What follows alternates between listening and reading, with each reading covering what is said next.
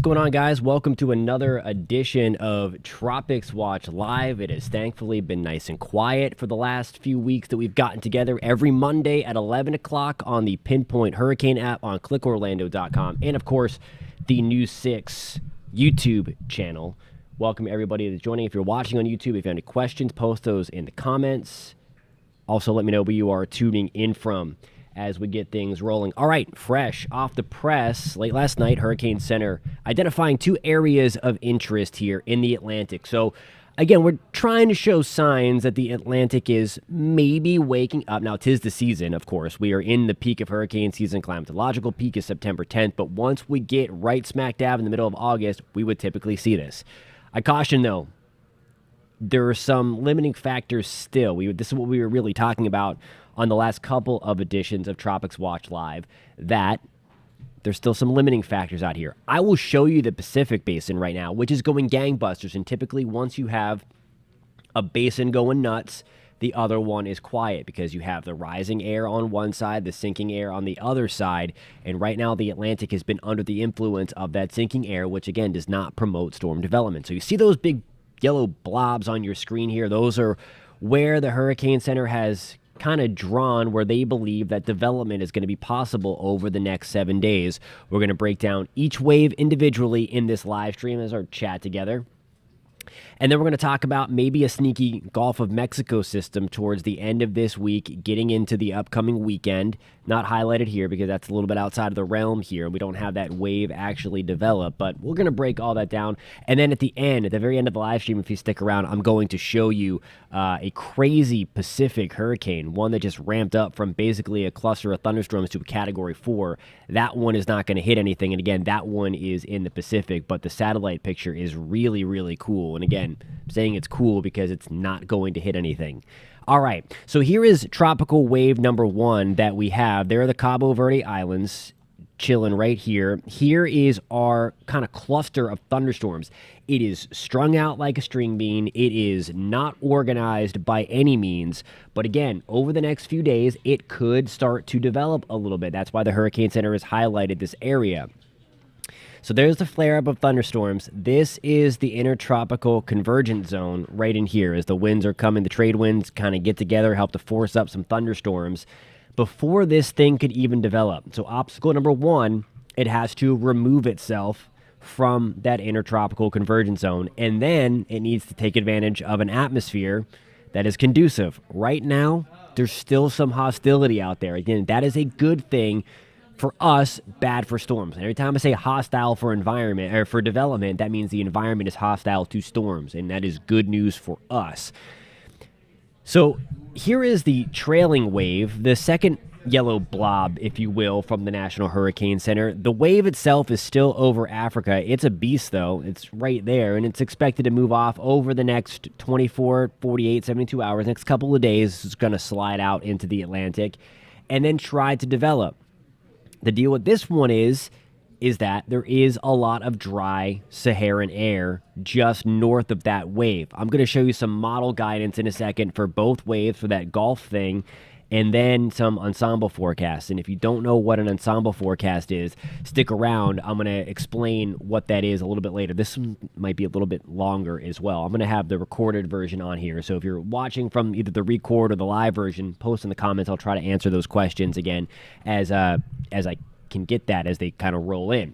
So first and foremost, here we go with the model forecast. If you've been tuning in to Tropics Watch Live for hopefully the entirety of the season, I like to show you the low-level spin. It helps us to kind of pick out where we could see development. We're looking for something similar to this, a little red consolidated area, and that's what we're looking for. Right now, that is not too consolidated, so some good news right there. Notice you have all these colors kind of strung out across a lot of the central and eastern Atlantic. That is exactly what I was talking about. There are a few areas of low-level spin that are trying to compete to be the dominant low-level spin to eventually maybe become a tropical system. This is the GFS representation, and you see there's not a lot of that. Now, one thing you might have caught your eye, here we go at August 18th, the time and the date are at the top of your screen. Over there and look up. That's August 18th at 4 o'clock. Note we have this little guy. That is that secondary beefy wave that is overland now, that thunderstorm complex, but it rolls out. Here are the Cabo Verde Islands, and this thing looks pretty organized. And that's a rarity. Typically, we don't see these things get organized quickly off of Africa, but the water temperature out this way is crazy, crazy warm. So given it can fend off some of that drier air and moisten up the atmosphere as it comes off of Africa, this is a plausible scenario that the Cabo Verde Islands could be looking at a tropical depression, maybe even a tropical storm as we move into the 17th, 18th realm. So again, just a heads up if I happen to have anybody tuning in from the Cabo Verde Islands. Note that other thing, though. It's really not showing up. It kind of got gobbled up by some dust, and I'll show you where that dust is in a little bit. One thing I do want to show you here, though, is it isn't that pronounced, so that is a good thing. But notice this little disturbance right up here towards the North Gulf Coast, towards this North Central Gulf Coast. That is a little tropical wave that develops towards the Bahamas, 18th, 19th area. We're going to watch that closely. Again, there's some model guidance, and I will show you those ensembles in just one second. But anytime we get a few models kind of latching on here, and the Gulf is as warm as it is, we have record warm temperatures in the Gulf of Mexico right now. That's not a good thing, albeit the GFS does keep that very, very weak. It's something to watch. We don't want anything to get into the Gulf of Mexico this season because that is going to be jet fuel for any hurricane or any tropical system that gets in there to intensify, given the lack of wind shear. If there's wind shear in there, even regardless of the water temperature, that would rip those storms apart. So we're going to be rooting for some wind shear, and we're going to root for nothing to get into the Gulf of Mexico, period, because of how crazy warm it is. All right, so here is the European solution now. Same kind of deal. Here is our Intertropical Convergence Zone. You see the winds coming out of the south, winds coming out of the northeast. There are the low-level spin, if you will, from those systems that are continuing to roll off. Now, the European, as it has been this year, more aggressive with developing these storms. I'm not sure that it's taking into account on how dry and how stable, how much sinking air is out there. I think it's just being like, hey, it's the peak of hurricane season. Let's develop these things because that's what we typically see. So here is our leading wave, which would put the Caribbean on alert, especially towards Trinidad and Tobago, eventually the ABC Islands, maybe down in northern South America as well, the Windward Islands. Here is the secondary wave, though. Certainly see that big bright area of red, that spin around it. So that is that low-level spin, the European picking up on that system, also developing. So that is that trailing wave that is over Africa right now. So both models have that developing. And then here is that tropical wave kind of showing up as we get towards August 19th. This is the one I was talking about that could get into the Gulf of Mexico. Little area of low-level spin. So Florida could see increased rain from this. I don't know that it would be able to develop by this time, but something we're going to watch because the waters are crazy warm off of Florida as well. But you see the wind coming in like that, and that kink up there, that's that wave pattern. So at this point anyway, according to the Euro, we do not have a developed system. But watch what happens as it gets into the North Gulf of Mexico. Let me bring it full screen to get my head out of the way. Here it is. It's certainly still not all developed. The wind field would suggest an open wave, but certainly a bigger area of red indicating that the Euro wants to develop this a little bit more. And that's going to be the same kind of deal on the European ensemble. So I will kind of show you that. I will show you that as well coming up in just 1 second, in just a few minutes here. I want to show you first, and there's goes further. So we still have... There's that. There's also another tropical wave. So the European, and it had been doing this last week towards the end of the week where it wanted to kind of go nuts with every storm that came off of Africa. We will see. I have my reservations on if we can get that. Again, if you recall, there were some, the Hurricane Center had 2 waves a couple weeks ago, highlighted 95L, 96L, I think. Those were the invests. And they never really came into fruition, and that is because of that stable air, that sinking air, and a lot of Saharan dust. So we have that dry, dusty air just hanging out in that main development region between the Cabo Verde Islands and the Lesser Antilles. So that is going to be something that we watch very, very closely over the next couple of days to see, in fact, if those storms out there can kind of scour out a lot of that dust that continues to hang out in the main development region. All right, I promised ensemble forecast. If you are someone that frequents computer forecast, you likely know what ensembles are. And basically, ensembles, I always like to say, it's like a band ensemble. They're made up of many members. So this is the European solution. This is the European thoughts, if you will. It's ensembles. Different initial conditions are kind of put into the European model, and then they're run. There are 51 members in the European. When you start to get a bunch of members on board, so if there's like one or two models suggesting it, or ensemble members, I should say, it likely isn't going to happen. But when you see something like this, so here's the first wave, and it wants something out into the Caribbean as we get towards August 20th, 21st, so in about 5-6 days. And then there's that wave off of Africa. It really has a bunch of L's there, meaning that a lot of its ensemble members are on board with developing this thing. When the colors start to, there are the colors here. When you start to see them turn yellow, orange, or red, that means that we're starting to strengthen this thing. So this thing looks to get pretty strong, but stay out to sea over there. I want to kind of bring you in, though, towards closer to the Gulf of Mexico. And we do have a decent amount of European ensembles on board. Now, if you notice here, it does have the pressure, so it's relatively weak as well. I think the strongest one on here, let's see, 994 millibars. Millibars lower is a measure of pressure. The lower the number, the stronger the storm. A lot of them are around 1,000, maybe even up to 1,007. I caution, though, I'm going to show you in a minute just how favorable the Gulf of Mexico is. So if we do get something into the Gulf, it does have a really good shot of developing. So we want to keep everything out of the way. And again, it's not gospel that we do get that tropical wave into the Gulf. I also want to be clear there, but this is just to highlight that we do have some ensemble members coming on board. This is now, that was the European ensemble. I want to show you the GFS kind of solution over the same thing. Look at the difference. So the GFS, its main model, showed a little something up there in the North Gulf Coast. Its ensemble member, through the same time frame, there's only a few members on board with a weak thing. So this brings me to my next point. Be careful what you see on social media. This is going to be a scenario where, because the water is so warm and because the environment is going to be so warm, that this thing, that individual runs may blow something up here and roll it into the North or West Gulf Coast.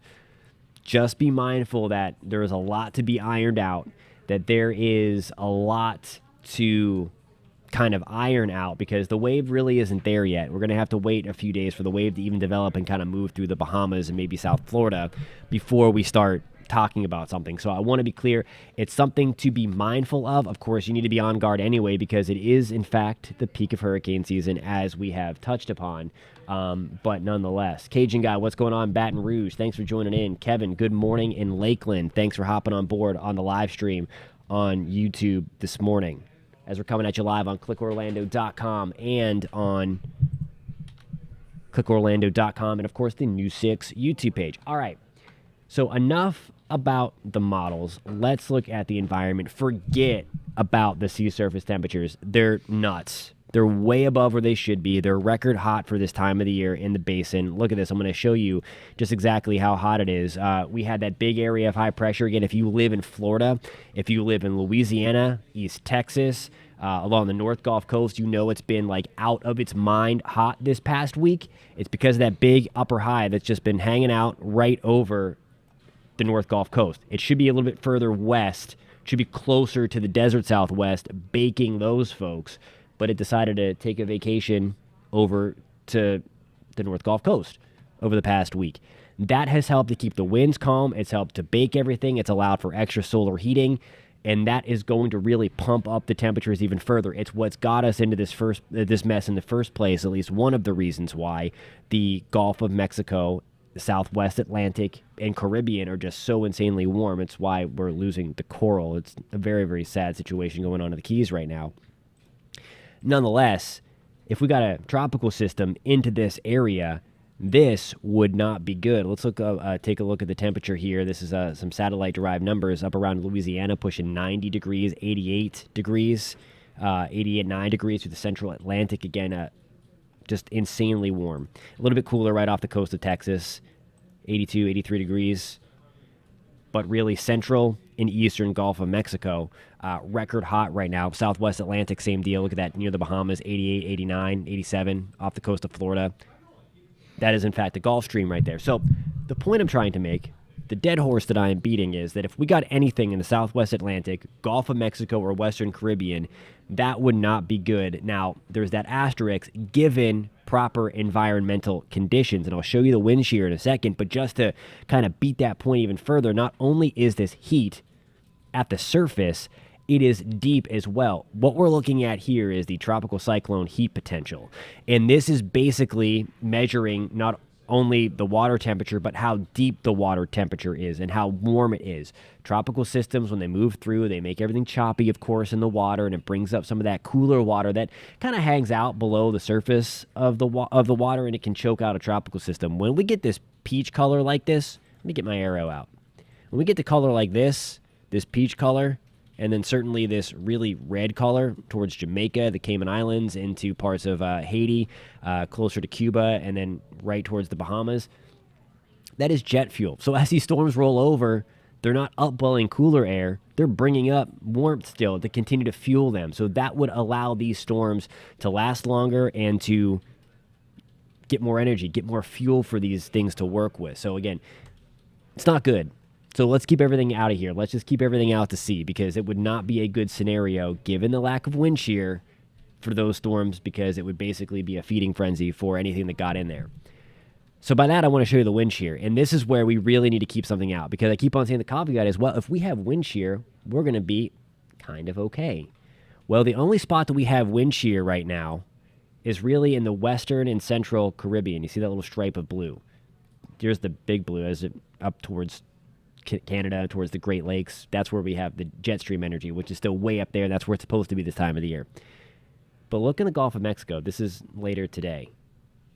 Notice how there's no colors there. That is because there's the lack of wind shear. So I want to get my picture out of the way, get my face out of the way, and just show you this is the middle of the week, and we really lose out on wind shear. Now, we do have a cold front. You see that's a cold front right there. That's helping to induce some wind shear going forward. But then as that pushes out to sea by Saturday, look at that. There's some wind shear towards the Bay of Campeche. I want to bring out my white line right there.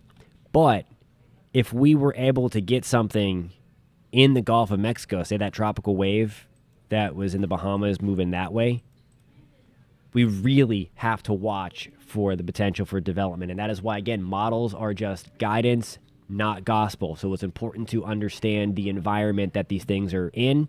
Again, maybe putting the kibosh on development out in the main development region, and again, or the lack thereof.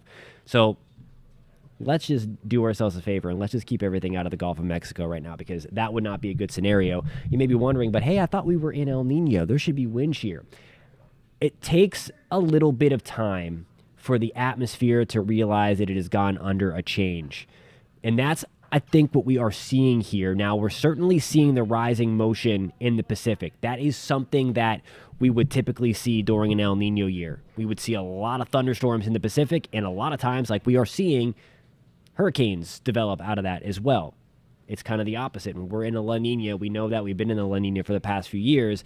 The opposite is true. We have sinking air in the Pacific, and then all that air tends to rise in the Atlantic, and we get more of those thunderstorms, with increasing our chances of having tropical development. We're kind of in that weird pattern. Right now we have sinking air through the Atlantic, which has helped to keep the Atlantic quiet right now. There's also some dry, dusty air. I showed you the Saharan dust already. But we haven't had the wind shear show up. So the method or the theme is always it only takes one. Right now, there's not much wind shear in the Atlantic to stop anything. So if something were to get going, it would have free reign, if you will, of some very, very good environmental and sea surface temperature conditions. If it can overcome the limiting factors that I mentioned right now, the dry sinking air. And those are big limiting factors as well, also brought on by El Nino. But the wind shear part, has not caught up to it just yet. I want to show you a crazy, kind of cool little thing here. A little upper low moving to the Western Caribbean right now. It's kind of like a naked swirl. You see it kind of moving if you look closely south around the Cayman Islands. It is bringing thunderstorms to Jamaica, although we need the rain in Jamaica. It has been dry. It has been really hot, of course. More scattered storms, again, firing up here towards Costa Rica and Panama. Those are going to move out towards the Pacific side of the basin. But this guy could help trigger some more tropical weather and on the Pacific side once it kind of rolls out and then takes advantage of that much, much better environment. We saw the wind shear in this area, and you can kind of see that a little bit right here. Notice with these thunderstorms, they kind of go up, they fizzle out, and then they kind of get blown off the opposite direction. So that thing's also helping to do some wind shear as well. Before we get into the Pacific side, and again, if you have any questions and you're watching on YouTube, please post that as well. Kevin is asking, do we know how long the high pressure will stay in the Gulf of Mexico this weekend? I assuming you mean to cool us off.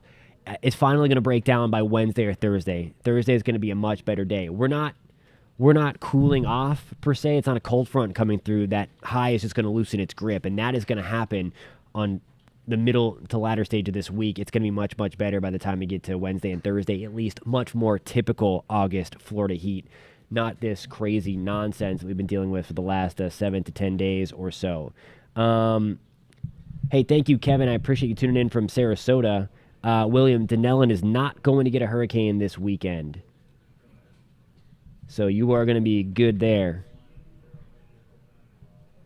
Thanks, Handy, for tuning in from Puerto Rico. Appreciate you guys joining the live stream, and those comments are coming in again from YouTube. So thank you guys again, coming at you live also on clickorlando.com and the Pinpoint Hurricane app. For those that are watching on YouTube that may not have the Hurricane app, search WKMG in your app store, and then you can see the Hurricane app right there. It's a free download. It's the best app, interactive. You can track storms to where you are. You can do all that other fun stuff. But then whenever the Hurricane Center kind of issues their advisories, you get them hot off the press from the Hurricane Center. It's the best hurricane app on the market. Download it. It's for free. All right. So here's kind of where like the You Are Here map.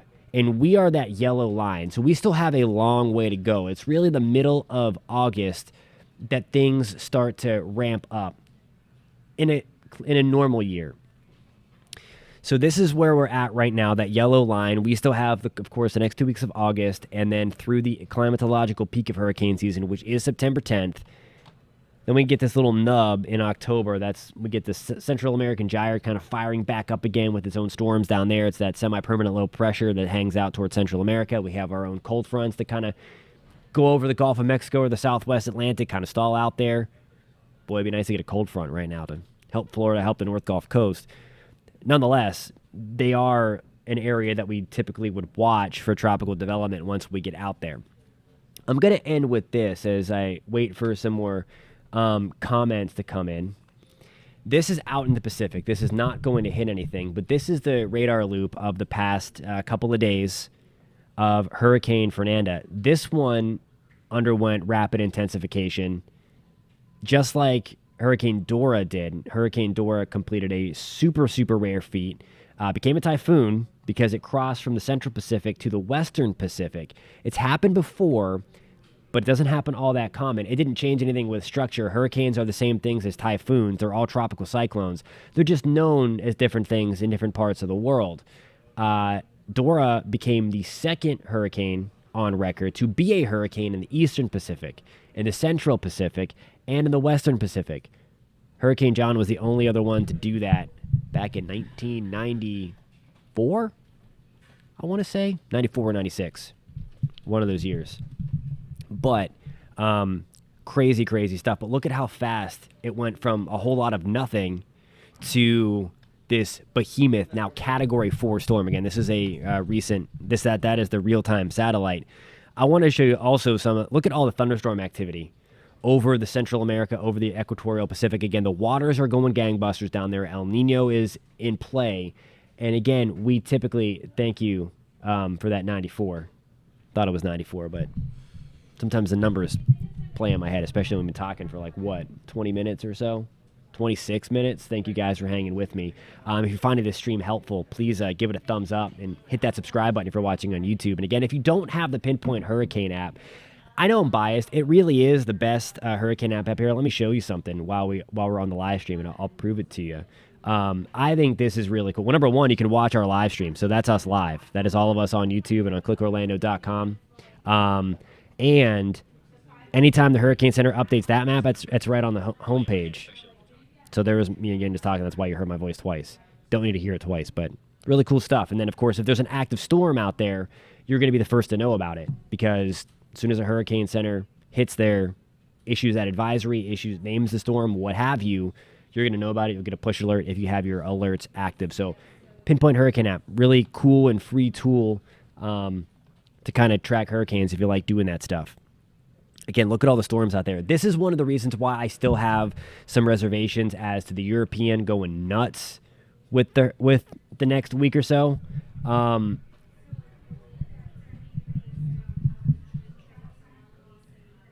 But because of the rising motion, because that everything's focused on the Pacific, we're going to have to overcome some things, although we are getting into the climatological peak, and that might help to overcome. So we're going to have to wait and see on that. All right, Cajun Guy says the wind bars on one of the maps in the Gulf show them pushing away from land. Is that going to change in the next couple of weeks? I assume you meant this one. We'll go back to the model to show that. And again, I don't want to, judging by your Saints logo and the Cajun thing, I assume you're tuning in from Louisiana, and I don't want to freak anybody out by showing you that. So I want to be clear. Right now, it keeps it fairly weak. Again, this is the more aggressive. Let me hit this back on play so that I can manipulate the map here, so I can come in and actually show you what we're talking about. I would assume.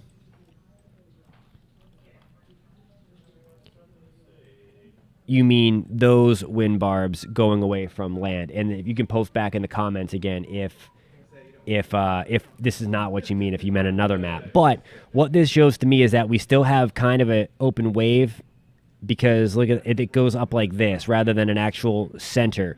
So this is still a pretty weak system, maybe a tropical wave. The point I wanted to make is, though, the environment by this point is really, really good for development. So we don't want to get anything in here. So you're seeing the wind barbs go like this. This is more of the actual wave axis coming through. I would have to look to see what would actually be steering this. And it should be that same area of high pressure that we were talking about. Let me pull this up. Let me pull up the upper level pattern, because this would actually tell part of the story. So that's Thursday, and that is a result of some of that shear going through. With that here, that might help to keep it south of land anyway. But again, that is way too far out to tell. We would need to get that wave born. But here is some of that convergence here associated with that, actually, that map kind of showing where those winds are coming together like that. So we might see that's where that flare-up is born. Right over the Bahamas on Thursday. So that's what we'll watch. And that is because we have that cold front there. So that's where the wave could be born if it moves into here.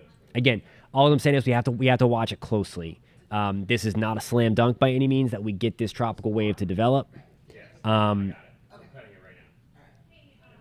Gulf is just primed right now, unfortunately. So we're going to keep on watching it for you. We're going to keep on having updates. If you want to stay updated on the tropics as well, you can sign up for our newsletter.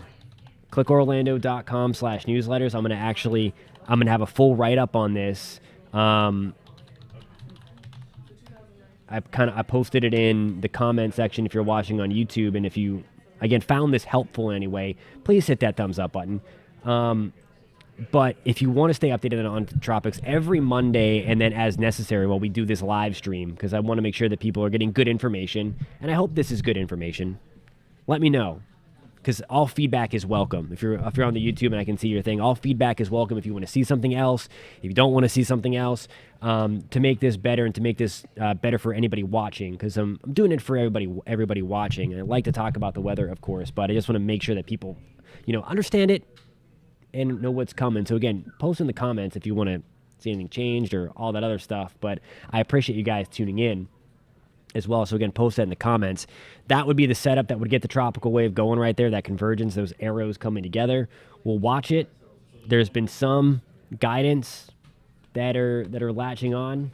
And again, we're going to keep on watching this. I'm sure this is not going to be the last time we talk this week. So if you found this content helpful, give it a thumbs up, hit that subscribe button. And then again, at the very least, I'll catch you on Monday. If something tries to develop, we'll no doubt be back on here doing another live update and talking much more on clickorlando.com. It's a good place to bookmark as well, even if you're not from Central Florida. clickorlando.com/hurricane, because a lot of stories that we put on here, a lot of stories that we do about the tropics go on clickorlando.com/hurricane. So if there's anything new or anything fresh or whatever, you can see it right there. And again, I want to be clear too. There's no garbage. There's a lot of misinformation. There's a lot of like scare tactics for people to get clicks. This is not a place for that. We're talking like it is, what we see. We're breaking it down scientifically, meteorologically. That's a hard word for even a meteorologist to say, meteorologically, and all of the above. So if you want that stuff without the, hey, run to the stores kind of stuff, you've come to the right place. Hey, thank you, Cajun Guy. I appreciate that, my friend. And again, we'll keep you posted on this as well. Thank you so much for tuning in to the live stream. Again, we've gone for a little over 30 minutes today, so thank you guys. If you've been watching on clickorlando.com, if you've been watching on the Pinpoint Hurricane app, if you've been watching on YouTube and want to take this in the palm, I guess you can do that on YouTube anyway, but download the Pinpoint Hurricane app because you can watch these live updates and you can get those hurricane, anytime the Hurricane Center has an update on a storm, a intensity change, anything like that, and they name it, you're going to be the first to know about it. Go to your app store. It's a free download. Search WKMG, and then you're going to want to look for the Pinpoint Hurricane app. There's going to be a guy, Tom Sorrells, with his arms crossed like that. That's our chief meteorologist. If you're not familiar with WKMG and clickorlando.com. Alrighty, guys, thank you so much for tuning in. I'm going to have a newsletter coming out in the next couple of hours. It's going to basically be a Cliff Notes version of everything that we talked about here. I'm going to have the replay attached there. So clickorlando.com/newsletters. If you want to join the Tropics Watch family, I appreciate it. Those come out every Monday afternoon and as necessary. So if one of these things to develop, you are going to be alerted to it. Thank you guys so much for tuning in.